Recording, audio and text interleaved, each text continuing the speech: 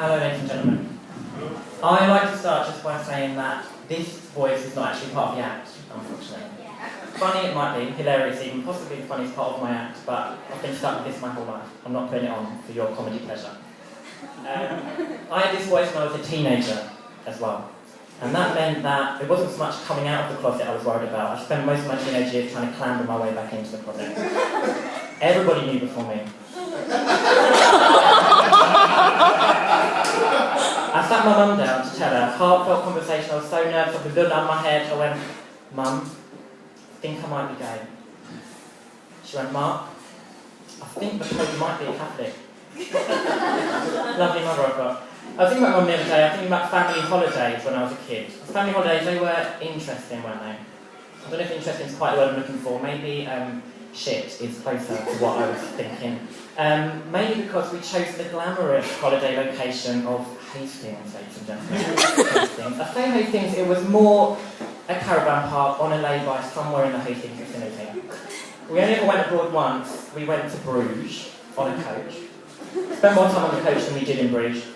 My mum thought it was super exotic. Never mind, she thought Bruges was in Switzerland, and she thought Switzerland and Sweden were the same place. I don't know where she thought we actually were. We were standing outside a shop in Bruges. It's got chocolat written across the top. She's standing outside, she's going, what could it possibly mean? But no, most years we went to Hastings. Why Hastings? Because I'm from a house in London, the cultural capital of the UK, and we are going to a caravan, a glorified baked beans tin, in somewhere near the arse crack of nowhere. No, I like arse cracks as much the next day, but I've got to draw them around Hastings. And we went there for one reason, because my parents are stingy as fuck. They're so stingy that they've got anniversary cards from 20 years ago that they keep in the drawer and bring it out every year. And we used to argue on these holidays the whole time. We'd argue right from the car journey. Me and my sister, we had this little sort of grey handheld computer game. We weren't allowed a Game Boy because it was too expensive, because we're stingy as fuck, obviously, in my family. And so we saved up coupons from Coco to buy a little handheld computer game. And we were eating Coco Pops all the fucking time. I still have nightmares about the milk and chocolatey. It's horrible. And so we had this game, and it would go bip, bip, bip the whole way. And my mum got so angry one year that she took it and threw it out of the car window. There's still some South East London in there thinking that aliens landed 20 years ago.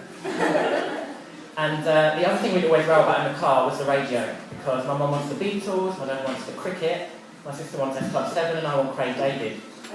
So did you see a picture of Craig David the other week in the Daily Mail? He's all like beefed up now, really, really big. He's a little pea head, but like loads of muscle. He's not been chilling on Sundays anymore, people. He's been working out on Sundays. And what my dad always wanted to do on the radio was the cricket.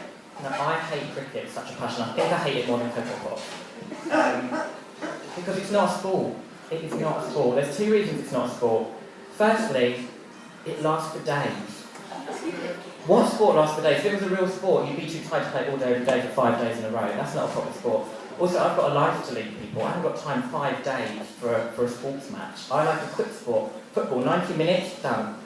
Preferably 100 metres, 10 seconds, over. That is what I like in a sport. The other reason it's not a sport is because of the scoring. In football, okay, West Ham 2, Chelsea 1, I know what's going on. Oh, who's winning the cricket? Well, New Zealand are 362 to 4. What the fuck is that? That's not a sports score, that's a bloody GCSE maths question in there.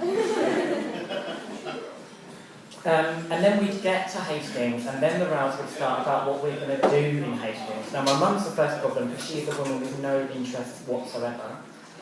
She still calls me to tell me when she goes to the Tesco's for the big shop instead of the Sainsbury's, because that's an event in her week. And my dad, all he wanted to do was go to car boot sales. He's a man obsessed with car boot sales. He told us that we had to go to car boot sales in Hastings because he thought they might be different there. He also told me last week that he thinks the decline of the traditional high street retail industry is not due to the increase in online shopping, it's because of an increase in popularity of car boot fairs. These are the people I live with, these are the people I had to go on holiday with.